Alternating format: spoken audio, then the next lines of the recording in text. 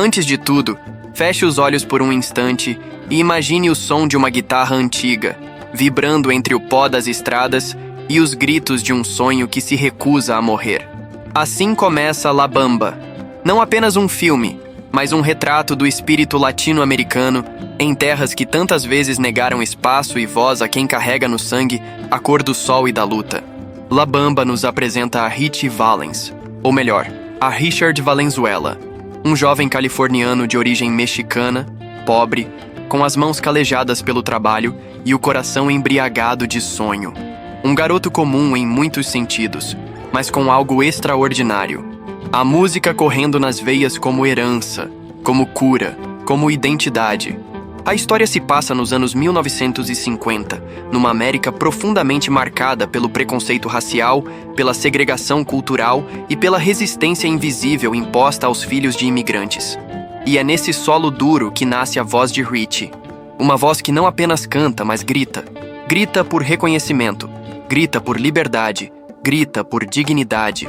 Desde o início, o filme mostra um contraste poderoso. De um lado, os campos, as fábricas, o trabalho braçal, a rotina dos que sobrevivem. Do outro, o universo colorido da música, das rádios, das esperanças penduradas em discos de vinil. E é nesse intervalo, entre o suor da sobrevivência e a melodia do impossível, que Richie encontra seu caminho. A música para ele não é só vocação. É a única forma de resistir ao apagamento. É um grito de existência num mundo que tenta convencê-lo de que ele não pertence a lugar nenhum. E por isso, mesmo muito jovem, mesmo inseguro, mesmo com medo, ele insiste. Com sua guitarra emprestada, com suas canções em inglês, espanhol ou os dois misturados. Com a força de quem sabe que seu lugar não será dado, ele terá que conquistá-lo. É impossível não se emocionar com o modo como o filme apresenta o início dessa jornada. Você não vê um astro.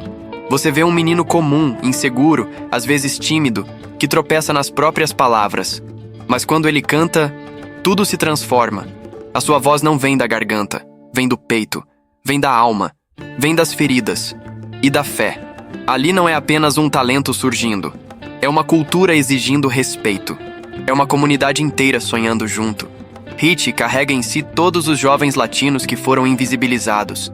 Carrega as mães que lutam sozinhas, os irmãos perdidos, as famílias separadas pela pobreza, pelas drogas, pelos sistemas que sempre colocaram barreiras demais para quem nasceu do lado errado do mapa. E La Bamba faz questão de não romantizar isso. Mostra o preconceito que Richie enfrenta. Mostra o medo constante de não ser suficiente. Mostra o trauma do acidente de avião que assombra seus sonhos, como um aviso trágico do que está por vir. Mas também mostra sua doçura, sua humildade e, acima de tudo, sua esperança. Porque mesmo quando tudo parecia impossível, ele acreditava.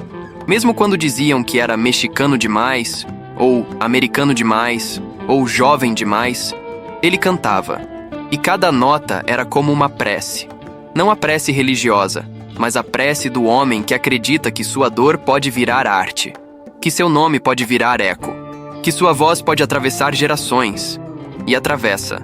Porque quem escuta Richie Valens não ouve só música. Ouve o eco de uma história coletiva, de todos os que foram marginalizados, de todos os que tentaram calar, mas continuaram cantando. La Bamba começa então como um sopro de vida. Um aviso de que, mesmo num mundo de muros e silêncios, o som da alma verdadeira encontra seu caminho. E você, que está ouvindo este resumo, talvez também tenha uma história engasgada aí dentro. Um sonho antigo, uma nota presa no peito. Então, preste atenção, porque essa não é apenas a história de Richie Valens. É, de algum jeito, a sua também. Para entender Richie Valens, não basta ouvir sua música. É preciso conhecer suas raízes e as rachaduras nelas. A alma dele vem da terra quente da Califórnia, onde ele cresceu cercado de poeira, suor e barulho de caminhões. Mas o que molda Richie de verdade não é só o lugar, é a família. Desde os primeiros momentos, vemos o papel central de sua mãe, Connie, uma mulher forte, vibrante, guerreira. Ela é a base da casa, não no sentido material, porque há escassez, falta comida, falta dinheiro, mas no sentido emocional. Ela é o coração que continua batendo mesmo quando o resto está prestes a desabar. Connie acredita em Richie com uma fé que quase dói. Ela o protege, o estimula e vê nele um futuro que ela mesma nunca pôde sonhar. Talvez por isso ele carregue tamanha ternura por ela e também tamanha responsabilidade. Mas o lar de Richie não é só amor, é também conflito, especialmente na relação com o meio-irmão mais velho, Bob. Bob é o oposto de Richie, instável, explosivo, perdido entre a bebida, a frustração e a raiva. Enquanto Richie sonha com palcos, Bob se embriaga com o passado e com a ideia de que a vida já lhe negou tudo. E isso cria um abismo invisível, mas muito real, entre os dois. O que torna essa relação tão dolorosa é que Bob, em algum nível, admira o irmão, mas ao mesmo tempo, não suporta vê-lo brilhar. A ascensão de Richie escancara os próprios fracassos de Bob. E então, o amor vira ciúme. O orgulho vira mágoa.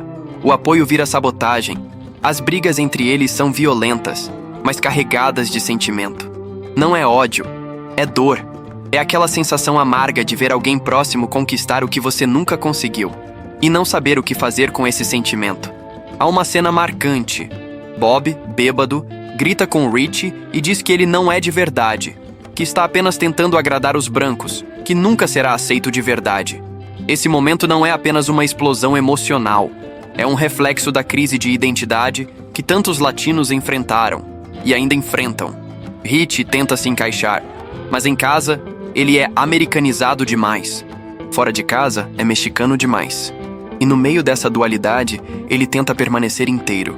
Enquanto isso, Bob se afunda. Ele ama o irmão, mas não sabe como lidar com esse amor. Ele quer proteger, mas também quer destruir. E talvez esse seja um dos pontos mais humanos do filme. As pessoas que mais nos machucam, às vezes são justamente as que mais nos amam. Só não sabem amar direito. No fundo, Bob é um menino ferido, um homem quebrado, alguém que sonhou, mas foi esmagado pelo mundo, e agora assiste com inveja e dor o irmão mais novo tentar voar. O filme não tenta redimir Bob, mas também não o demoniza. Ele é falho, sim, mas é real, e é por isso que a relação entre ele e Richie é tão poderosa, porque é uma dança constante entre amor e destruição, entre o desejo de ver o outro vencer e o medo de ficar para trás. Connie, a mãe, tenta manter os dois unidos, mas sabe que a vida é mais dura do que seus braços conseguem abraçar. Nesse caldeirão emocional, Richie amadurece. A música vai se tornando não apenas uma paixão, mas um refúgio. É o único lugar onde ele não precisa se justificar, onde ele pode ser inteiro. Onde ele pode transformar dor em som. E é isso que torna sua trajetória tão comovente. Ele não está apenas buscando fama. Ele está tentando curar suas feridas com acordes e melodias. É como se cada canção fosse uma carta não dita, um pedido de perdão, um grito por pertencimento. E quando ele sobe no palco, não é apenas Richie quem canta. É o filho da mulher que lavava roupa com as mãos. É o irmão do homem que se perdeu. É o garoto que dormia sonhando com uma vida que valesse a pena. Ele carrega todos com ele.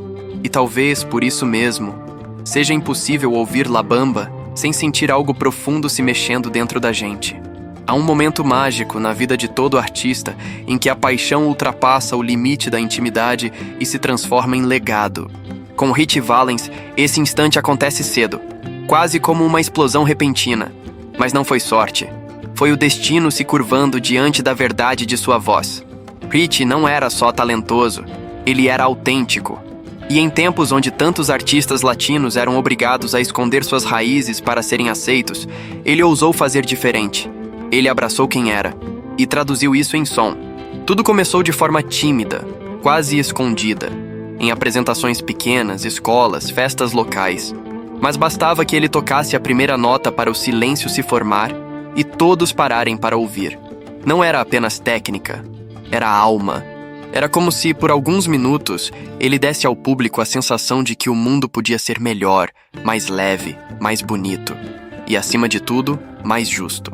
A oportunidade veio quando um produtor reconheceu esse brilho único e decidiu apostar nele. É curioso porque naquele tempo o mercado fonográfico era quase inacessível para artistas latinos. Mas Richie quebrou essa barreira.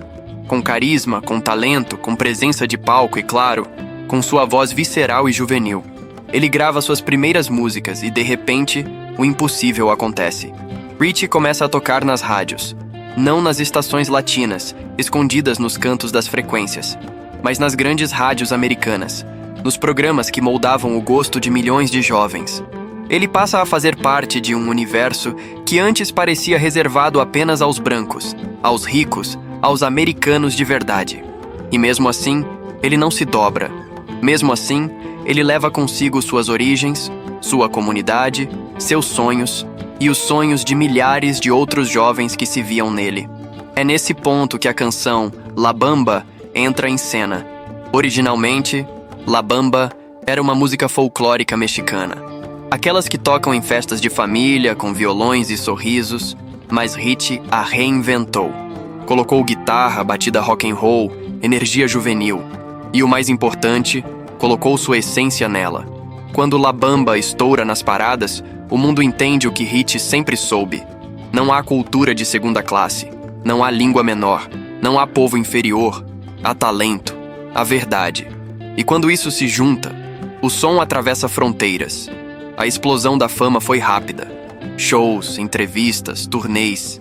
Ele, que mal tinha saído da adolescência, agora cantava para multidões, tirava fotos com fãs e via seu nome ser impresso em jornais. Mas por trás dos holofotes, havia um garoto que ainda carregava os medos de sempre. Medo de avião, que o assombrava desde pequeno. Medo de não estar pronto. Medo de não conseguir sustentar tudo aquilo. Mas mesmo com o medo, ele seguia em frente.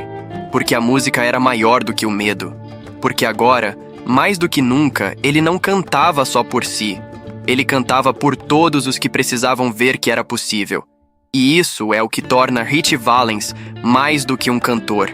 Ele se torna um símbolo. Um símbolo de resistência, de representação, de orgulho. Ele não queria apenas cantar, ele queria mudar a história. E, em certa medida, mudou. Ritchie abriu portas. Permitiu que outros jovens latinos se vissem nas capas de discos. Fez com que crianças com sobrenomes parecidos com o dele começassem a sonhar com algo além da fábrica ou do campo. E mesmo que sua carreira tenha durado pouco, o que ele construiu em tão pouco tempo foi eterno. O nascimento do ídolo não foi apenas o surgimento de uma estrela da música. Foi o nascimento de um herói cultural, de um menino que pegou todas as dores da infância, todos os conflitos familiares, todo o medo de não ser aceito, e os transformou em arte. Uma arte que não se explica, se sente. E talvez por isso, até hoje, quando ouvimos La Bamba, o corpo dança. Mas é a alma que chora. Porque Ritchie não canta mais. Mas sua voz continua viva, em cada nota, em cada sonho, em cada jovem que ousa acreditar que também pode chegar lá. Por trás da imagem do astro em ascensão, havia um garoto apaixonado, não pelos palcos, mas por uma garota que lhe trouxe a primeira sensação de paz em meio ao caos. Donna. Donna era branca, filha de uma família conservadora. E o romance entre ela e Ritchie não era apenas jovem. Era impossível aos olhos da sociedade da época. Mas como conter o coração, Ritchie não era apenas apaixonado por ela. Ele via nela uma ponte para uma vida mais leve, mais humana. Donna era seu refúgio, seu sorriso calmo em meio à pressão da fama, dos conflitos familiares, das expectativas sufocantes. Ela enxergava o menino por trás do ídolo, o Richard, e não o Ritchie. E como todo amor verdadeiro, esse sentimento não nasceu nas festas ou nos bastidores. Nasceu no cotidiano simples, nos olhares, nos toques tímidos, nas conversas em que ele, por fim, podia ser apenas ele, sem máscara, sem necessidade de provar nada.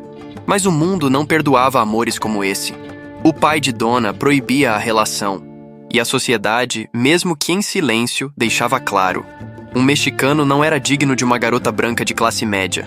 Ritchie sofria com isso, e canalizava essa dor, como sempre fez, em música. É daí que nasce uma das mais tocantes homenagens do rock dos anos 1950. A música Donna, composta por ele, dedicada a ela, cantada ao mundo. Uma declaração de amor e também uma denúncia da realidade cruel que os separava. E quando ele canta "Oh Donna, oh Donna", com aquela voz quebrada, quase infantil, você entende. Não é só sobre uma garota. É sobre todos os amores proibidos, sobre toda injustiça silenciosa, sobre o desejo profundo de ser aceito, como se é. Mas o amor, como sabemos, não vive só de palavras. A distância provocada pela fama, as viagens, a pressão, tudo isso começou a desgastar a conexão entre os dois. Donna se sentia deixada para trás. Richie, por outro lado, sentia-se dividido. Um lado queria protegê-la, o outro queria poupá-la do peso da sua vida. Ele sabia que carregava fantasmas.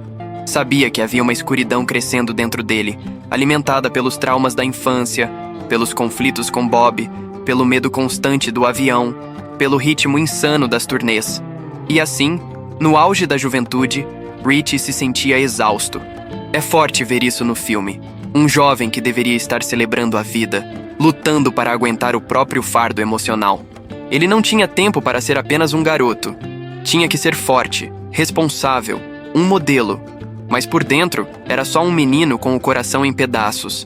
A dor mais silenciosa era aquela que ninguém via. A pressão de ser o orgulho da família, de não decepcionar a mãe, de não perder a si mesmo. A fama cobra caro, e La Bamba mostra isso sem romantizar. Vemos Richie cada vez mais pressionado, mais cansado, mais introspectivo. Ele quer dar conta de tudo, mas o peso está além da sua força. A relação com Bob piora. Os traumas do passado voltam com mais força. A solidão se infiltra, mesmo cercado de multidões. E no centro de tudo isso, o amor por Donna. Um amor que persiste, que ainda o move, mas que também dói. Porque, como muitas coisas em sua vida, é um amor condenado pelas circunstâncias. O filme nos faz sentir essa tempestade. Não com gritos, mas com silêncios. Com closes no rosto cansado. Com cenas em que ele olha para o nada, como se estivesse pedindo ajuda ao universo. É nesses momentos que entendemos o tamanho da sua humanidade. Richie não era apenas um ídolo. Era um menino tentando não desmoronar. E talvez seja isso que torne sua história tão tocante, tão real. Porque no fim das contas, todos nós já fomos Richie em algum momento, tentando equilibrar o sonho com a dor, o amor com o medo, a esperança com o cansaço. É estranho como às vezes o destino parece avisar. Pequenos sinais, presságios, sensações que não conseguimos explicar. No caso de Richie Valens, o aviso sempre esteve ali, o medo de voar. Desde a infância, esse medo o assombrava. Não era um capricho, era algo visceral, um pavor que vinha dos ossos e que se intensificava a cada viagem, a cada decolagem. Mas a carreira exigia, e ele cedia. O que Richie talvez não soubesse é que o céu que o levava para mais perto dos seus sonhos também seria aquele que o roubaria do mundo. Estamos em fevereiro de 1959. Richie está em turnê, junto de nomes como Buddy Holly e The Big Bopper, numa série exaustiva de apresentações pelos Estados Unidos. O inverno era rigoroso, os ônibus frios e desconfortáveis. Na tentativa de escapar do desgaste, Buddy Holly decide fretar um pequeno avião para encurtar a viagem até o próximo show. Richie, mesmo com o coração apertado, aceita embarcar. E aí, o tempo para. Não porque o mundo parou, mas porque, no minuto em que aquele avião caiu, algo se quebrou para sempre na história da música. O acidente matou os 3 artistas. E com apenas 17 anos, Richie Valens deixou de viver, mas não deixou de existir. A notícia devastou o país, destruiu a mãe, silenciou Bob e transformou Donna em luto. Mas o mais impressionante é que, mesmo depois da tragédia, Richie continuou crescendo, porque a morte não parou sua voz. A música La Bamba explodiu nas paradas. Donna se tornou um hino de amor eterno. E o nome Richie Valens passou a habitar algo que poucos alcançam: o imaginário coletivo. Ele se tornou símbolo de juventude, de talento interrompido, de minorias que ousaram sonhar, de amores que resistem à distância e ao tempo. E Bob, o irmão em conflito, o rebelde, o ciumento, foi talvez quem mais sofreu, porque no fundo, nunca teve tempo de se redimir. O filme mostra isso com uma força que aperta o peito. A dor de quem perdeu, mas também de quem carrega a culpa por não ter amado direito enquanto havia tempo. É nesse ponto que La Bamba se torna mais do que uma cinebiografia. É um lembrete. Um lembrete cruel e bonito de que a vida é frágil, de que os momentos escapam e de que o amor precisa ser dito antes que seja tarde. A última cena, com Bob gritando o nome do irmão no deserto, rasgado pelo arrependimento e pela dor, é uma das mais intensas da história do cinema. Não há palavras ali. Só grito, só lágrima, só vazio. Mas esse vazio é preenchido pela música. A música que nunca mais parou. Décadas depois, La Bamba continua tocando. Em festas, em rádios, em filmes. Na memória de quem entende que a arte verdadeira não morre com o artista. Ritchie virou estrela. Literalmente. Seu nome está cravado na calçada da fama, nas paredes da cultura, no coração de quem sonha, mesmo com medo. O filme termina, mas a sensação não. Ficamos ali, com a alma suspensa, como quem vê um cometa passar e se pergunta por que ele foi embora tão cedo. Mas talvez a resposta seja essa. Algumas estrelas brilham tão forte que só podem durar pouco, o suficiente para iluminar gerações.